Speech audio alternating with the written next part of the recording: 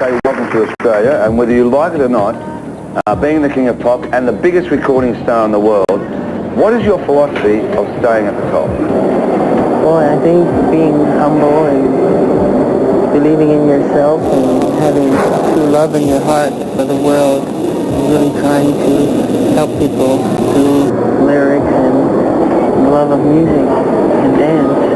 I truly do love people very much.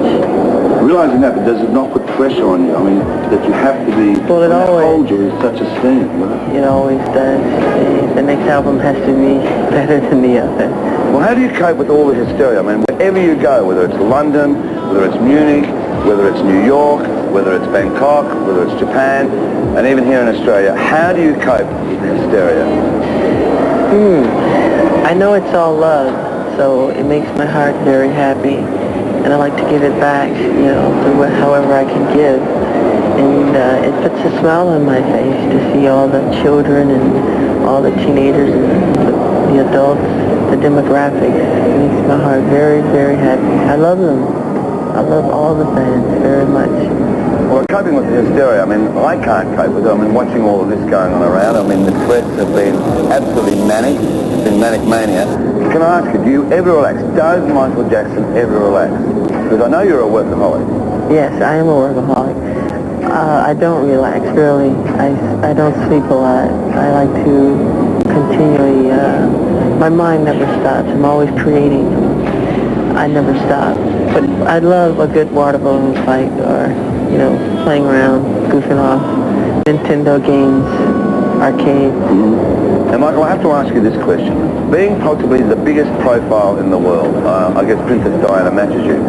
You read all these amazing stories about Michael Jackson. I mean, I don't know whether they're true or not. You read that Michael Jackson's a weirdo. You read that Michael Jackson's bizarre. You read that he's done this, he's done that. Now, I know some of those stories are not true because, I mean, even I was accused of being at your wedding, and I knew that wasn't true. But how do you cope? How do you feel about all the stories that are written about you? It's very sad. I just want the fans to know and to understand that it's not the truth. 99.9% of it is not the truth. And don't read it, don't believe it, it's garbage. It's tabloid junk. I mean, they just simply make it up for greed and money. So please don't listen to it. It's trash. Well, now, there's one more question I've got to ask you. This is about a personal friend of yours, but I have got to ask this question. I am a Stephen King fanatic. I have every book that possibly Stephen King has written. Yeah. You can say mind your own business. No. And I know you've done Ghost with him, and I think that's a sensational piece of work. Thank you. I mean, did you enjoy doing that? Very much, yes. Yes. When that skeleton, I mean, that blew me right out. You know? Were you there at the premiere? No, but I've seen it at home, you know? Oh. It's just amazing. Can I ask you, what is Stephen King like? Stephen King is a very gentle, sweet, kind man.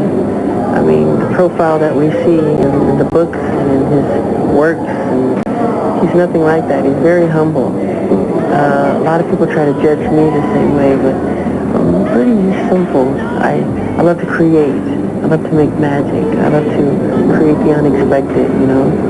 And Stephen, he's just wonderful. He's not bizarre or strange or weird. He's a loving person. And great to work with. Great to work with. We together, he and I wrote Ghost, and we had fun doing it. All right, now listen, I never normally ask for autographs, but this is a Stephen King book, and it's called Insomnia, and I'm sure that over the last week I've had no sleep thinking about the Michael Jackson thing. Can you please sign this book? Sure. Of Stephen King for me? Sure. Thank you.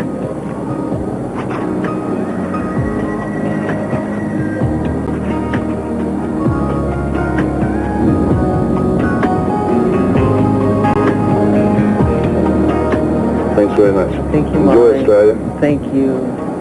And we look forward to more work from Michael Jackson, more records, Thank you. and being, you know, the biggest star, if not the biggest star in the world, and entertaining everyone. All my love to everyone. Okay. Thank you. Thank you.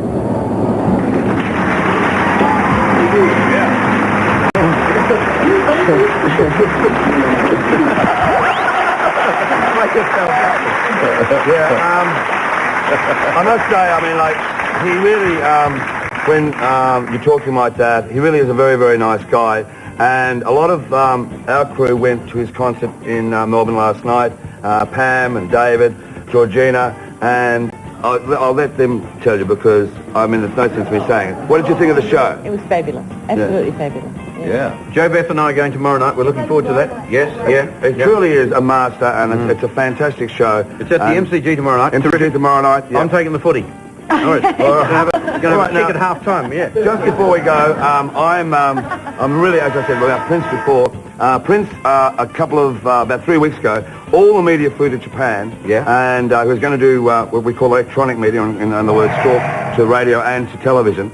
And a guy from Channel V, from Asia, was the first one up, and asked a personal question. He stopped, and then Keith Williams from 2Day FM came in, and he didn't like the sound of his voice, stopped everything, seized Keith Williams' tape, and since then refuses and will not do any